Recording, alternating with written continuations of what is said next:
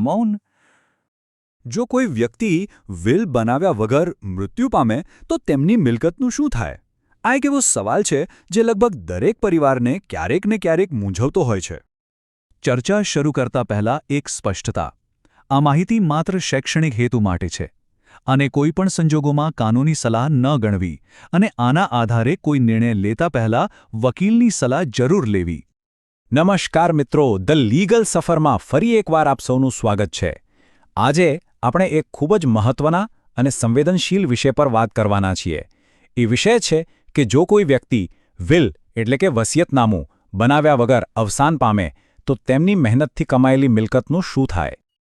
તમને જાણીને નવાઈ લાગશે, પણ હકીકત એ છે કે આપણા દેશમાં 80%થી પણ વધારે લોકો વિલ બનાવ્યા વગર જ દુનિયા છોડી દે છે. અને પછી શરૂ થાય છે અસલી મૂંઝવણ. પરિવારના સભ્યો વચ્ચે એ સવાલ ઊભો થાય છે કે હવે આ મિલકતનો હકદાર કોણ? કોના નામે આ મિલકત થશે? શું દીકરીઓને હક મળશે? ચાલો આજે આ બધી જટિલ પરિસ્થિતિને કાયદાની નજરે સમજીએ. જો જ્યારે કોઈ વ્યક્તિ વિલ વગર અવસાન પામે ત્યારે એમની મિલકતની વહેંચણી કોઈની અંગત ઈચ્છા કે લાગણીઓ પર નથી થતી. એના માટે એક ચોક્કસ કાયદો છે જેને હિન્દુ વારસાઈ ધારો 1956 કહેવાય છે. હા, આ કાયદો હિન્દુ, જૈન, શીખ અને બૌદ્ધ ધર્મ પાળતા લોકો પર લાગુ પડે છે. કાયદાની ભાષામાં આ પરિસ્થિતિને ઇન્ટેસ્ટેટ સક્સેશન કહેવામાં આવે છે. આનો સીધો અર્થ એ છે કે વારસો કઈ રીતે વહેંચાશે એ મૃતક વ્યક્તિએ નહીં પણ કાયદાએ નક્કી કરેલું છે. અને આ માટે કાયદાએ વારસદારોની અલગ અલગ કેટેગરી એટલે કે શ્રેણીઓ બનાવી છે. કાયદામાં વારસાઈ માટે એકદમ સ્પષ્ટ નિયમ છે. મિલકત સૌથી પહેલા સૌથી નજીકના અને ઉચ્ચ શ્રેણીના વારસદારોને મળે છે. જો એ શ્રેણીમાં કોઈ જીવિત ન હોય તો જ મિલકત બીજી શ્રેણીના વારસદારો પાસે જાય છે. તો આમાં સૌથી પહેલા અને સૌથી મહત્વના આવે છે ક્લાસ 1 એર્સ એટલે કે વર્ગ 1ના વારસદારો. આ એ લોકો છે જેમને મિલકત પર સૌથી પહેલોને પ્રાથમિક અધિકાર મળે છે. એક વાત બરાબર સમજી લો કે જો વર્ગ 1માં એક પણ વારસદાર જીવિત હોય તો મિલકત ફક્ત ને ફક્ત એમની વચ્ચે જ વહેંચાશે, બીજા કોઈને એમાંથી ભાગ નહીં મળે. તો હવે સવાલ એ થાય કે આ વર્ગ 1માં કોણ કોણ આવે? ધારો કે કોઈ હિન્દુ પુરુષનું અવસાન થાય છે તો એમના વર્ગ 1ના વારસદારોમાં એમની પત્ની, એમના સંતાનો અને સંતાનોમાં દીકરો અને દીકરી બંનેનો સમાવેશ થાય છે અને એમની માતા. આ 3 મુખ્ય વારસદારો છે. અહીં એક વાત પર ખાસ ધ્યાન આપજો જે મોટાભાગના લોકોને ખબર નથી હોતી. પિતાનો સમાવેશ વર્ગ 1ના વારસદારોમાં થતો નથી. આ એક સામાન્ય ગેરસમજ છે, પણ કાયદા મુજબ પિતા વર્ગ 2ના વારસદાર ગણાય છે. એટલે કે જો વર્ગ 1માં કોઈ ન હોય તો જ એમનો વારો આવે. કાયદાનો સિદ્ધાંત એકદમ સ્પષ્ટ અને સરળ છે. વર્ગ 1માં જેટલા પણ વારસદારો જીવિત હોય એ બધાને મિલકતમાંથી એક સરખો બરાબર હિસ્સો મળે છે. અને ખાસ વાત, દીકરીના લગ્ન થઈ ગયા હોય તો પણ એના હકમાં કોઈ જ ફેરફાર થતો નથી. દીકરા અને દીકરી બંનેનો હક સમાન છે. ચાલો એક સાવ સાદા ઉદાહરણથી આ વાત સમજીએ. માની લો કે કોઈ વ્યક્તિ 10 લાખ રૂપિયાની મિલકત છોડીને ગયા છે અને એમના વર્ગ 1ના વારસદારોમાં એમની પત્ની, એક દીકરો અને એક દીકરી છે. તો એ 10 લાખ રૂપિયા આ ત્રણેય વચ્ચે બરાબર ભાગે વહેંચાઈ જશે. કોઈને ઓછું નહીં, કોઈને વધારે નહીં.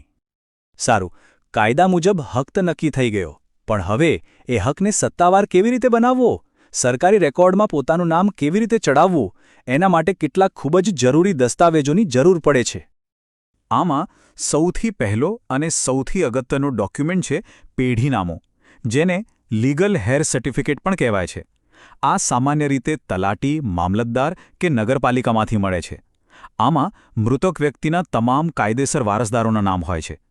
આ સિવાય જો બેંકમાં પડેલા પૈસા, શેર્સ કે બીજી કોઈ જંગમ મિલકત હોય તો એના માટે ઘણીવાર કોર્ટમાંથી સક્સેશન સર્ટિફિકેટ એટલે કે વારસાઈ પ્રમાણપત્ર કઢાવવું જરૂરી બને છે.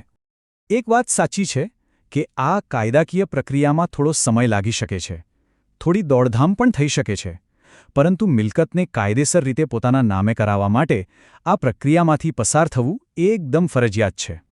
હવે એક એવી પરિસ્થિતિની કલ્પના કરો કે જ્યાં વર્ગ 1માં કોઈ જીવી જ ન હોય. એટલે કે મૃતક વ્યક્તિની પત્ની, સંતાનો કે માતા કોઈ જ હયાત નહીં, તો આવી સ્થિતિમાં મિલકત કોને મળશે? કાયદાએ આનો પણ રસ્તો બતાવ્યો છે. જો વર્ગ 1માં કોઈ વારસદાર ન હોય તો મિલકતનો હક વર્ગ 2ના વારસદારો પાસે જાય છે, જેમાં પિતા, ભાઈ બહેન વગેરેનો સમાવેશ થાય છે. અને જો દૂર દૂર સુધી કોઈ સગા સંબંધી કે વારસદાર ન મળે તો જ છેલ્લા ઉપાય તરીકે એ મિલકત સરકાર હસ્તક જાય છે.